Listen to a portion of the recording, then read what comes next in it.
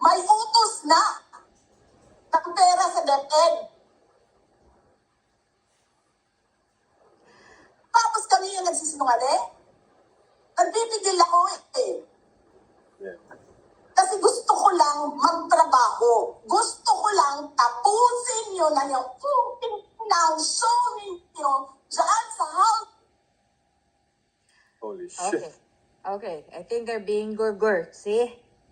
I think so. Yes. Damn, she's fucking pissed. She's No. fucking pissed. Okay. Yun. Ay, ayun na.